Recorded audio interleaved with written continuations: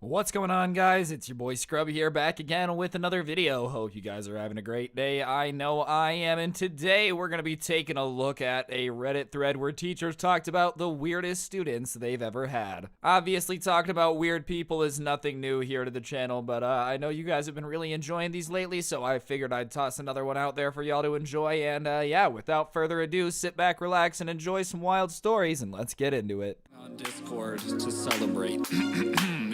It's not good. Nice rack in her ass Brazilian. Just turned 21, but my bank's a million. Swear I'm a little drunk, but it's a hell of a feeling. Alright, ladies and gentlemen, our first story is a doozy. I had a student who was new to the class and didn't speak English. In his first few days in the class, I looked around and didn't see him, and I had a moment of panic but happened to look down. He was sitting under his desk eating an entire ear of corn, and he just looked at me and gave me the biggest smile. I had to let the man finish his meal. Yep, you know how it is. Sometimes the quadratic formula gets a little too corny for ya, and you gotta do what you gotta do, bust out the meal mid-snack. I understand your struggle. Sixth grader, who the week prior told me he was getting moved to honors science, stuck a paperclip in a light socket that caused a very short-lived fireball. Another time an eighth grader asked, "When you die, how long before you become a ghost?" Before I could answer, his friend, with the utmost confidence, said, "Yeah, after 10 years. I couldn't get him to divulge his source for such information. The first story reminds me, my friend was known to the teachers at my middle school as the kid whose older brother stuck a paperclip in the socket in the band room. There really isn't much to that story. It was the rest day after a concert, and his brother stuck a paperclip into the socket, ambulance got called, and he was okay.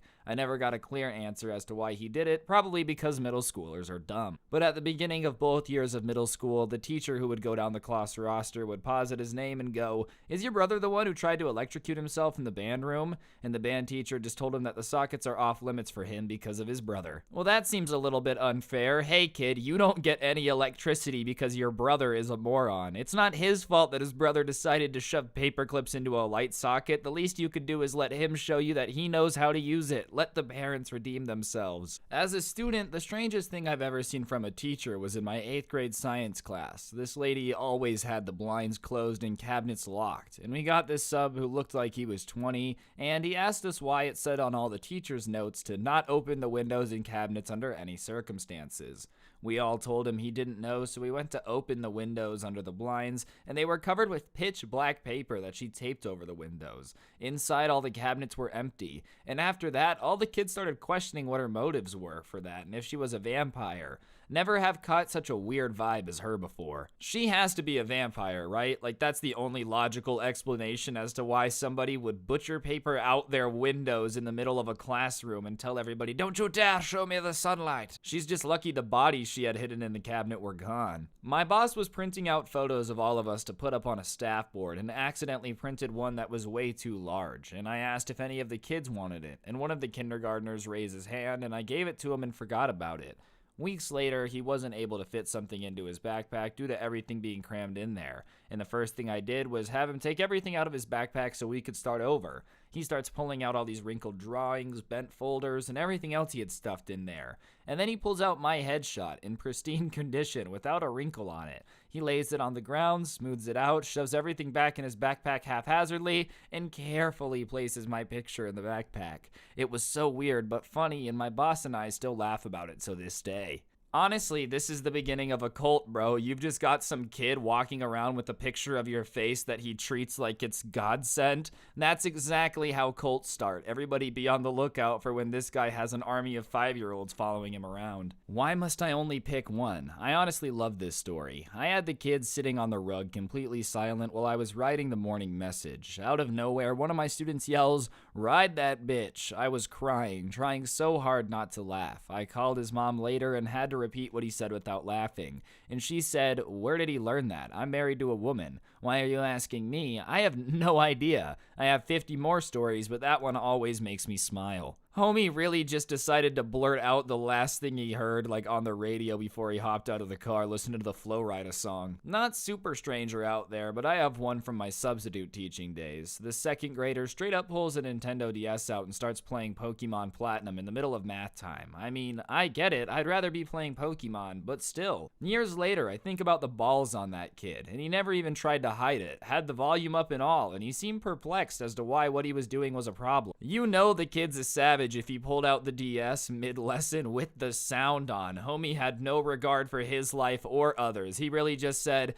yeah, whatever, y'all are gonna listen to me play Pokemon and there's nothing you can do about it. What a savage! Not strange per se, but my mom was an elementary school teacher. Another teacher whose classroom was down the hall decided to let the kids watch a film near the end of the school year as a reward. The kids decided on Beauty and the Beast, and one kid brings in the VHS from home, and it's in the Beauty and Beast box. This was in the 90s with the carts that you would roll into the classroom. So she gets the video going, goes back to her desk, and the kids are screaming. She tells them to behave and knock it off or no more movie, but they don't stop. And she goes to the cart, and it turns out the kids' parents put their tape in the box to try to hide it. The kid was mortified, and of course, all of us new teachers never really knew whose carts were whose, so she fumbled how to turn it off quickly. Very awkward call home to the parents to come pick up the video. Why would you put that in the Beauty and the Beast box? I just feel like there's gotta be better places to hide that stuff that might not get accidentally taken to school and played in front of everybody. You know, like maybe any other box. Ex-education support worker here. Kids are usually pretty tame when I'm around, but as a student, usually public school and all boy class things. Somebody set the gas heater on fire by filling it with a can of aerosol deodorant and turning it on. Gaffa taping someone to a chair and then building a pyramid of chairs around him using every other chair in an adjoining classroom. Hiding all the furniture. Seeing what the biggest item you can manage to throw at the ceiling fan without getting caught is. Math textbooks usually do the job of knocking it clean off the roof. Yelling, change places! Everybody gets up and changes seats as quickly as possible and pretends nothing happened. And suddenly throwing your school bag out the nearest open window followed by yourself. Bonus points for not touching the frame or being above ground level. Only one of us managed to do it without the teacher noticing. A lot of teachers refused to teach our group, and the ones who did usually regretted it. Yeah, this sounds a lot less like a school and more like a prison camp, you know what I mean? With the amount of shenanigans y'all were getting up to, bro. No wonder every teacher who taught your class instantly regretted it. The second y'all sat down and like the Jumanji sound started playing, she knew what she was in for. I have a you can eat in my class as long as the food isn't loud policy. At any time, if your food disturbs me or your peers, your privilege is gone policy. Most of the time, zero issues. Everyone agrees no chips or anything crunchy is allowed, no cans. Most kids have a sandwich or a banana, or at worst, a loud apple. One kid, well, he didn't break the rule, but it totally effed me up. I'm lecturing about whatever, and right there in the front row, this kid is eating an orange like an apple. Peel and all. No noise, but I couldn't get over the fact that he's chewing up the orange peel like it was the best part of the orange. I had to stop the lecture and address him. Like, you eat the peel, dude? What the heck? I didn't want to embarrass him or anything, but I really could not let it go. It was bizarre, and later I learned some cultures are pro-peel eating. Weird. I mean, if it's his culture, there's nothing he can do about it, but yeah, I understand being slightly perplexed if somebody just busts out the orange in the middle of class and starts biting into it like it's an apple. That might do a little bit too much to confuse me as well, bro. I'm gonna give you the pass on that one. I was subbing, and I had a little first grade girl crying over her math paper, and I said, "It's not that bad, I can help you. The first step is to pick up your pencil," and she cries harder and won't even put her hands together on the desk to pick it up. Finally, I asked to see her hands, and they were completely bound together with gum, palms pressed together, and each finger stuck solidly to the corresponding finger on the opposite hand, wrapped tightly in pink gum, and she couldn't get them apart. She literally got caught with gum in class. It's all fun and games till you realize that that little girl never got out of it, and to this day, she still can't use any of her fingers because of the time she managed to get them to stuck together with gum. Don't do that, kids. Remember, if you're chewing gum, your fingers can get stuck together and you will die. I taught high school students labeled emotionally disturbed, and I had a freshman boy who was very disruptive until he started closing himself in this 3x4-foot classroom cabinet. He started it as a joke, and I playfully tossed his worksheet in there after him. And he didn't come back out for 20 minutes, did the worksheet while sitting inside. And after that, it was his assigned seat. I'd check on him throughout the class, and he explained that being in a darker place and not having to sit by people made him feel better. Whatever works, I guess.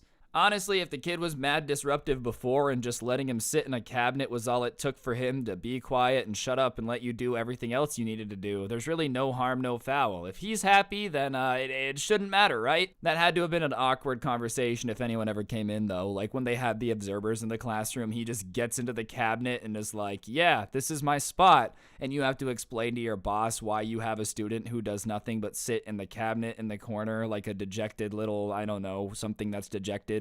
Snuck in at night and removed the ceiling tiles and suspended all of the desks on the rafters with rope. Pulled out a can of snuff and said, hey, I can show you, you can write me up so I can go home. Ate a fish out of my tank and caught a bat with those pincher stick things he used to pick up trash and chase the other students with it.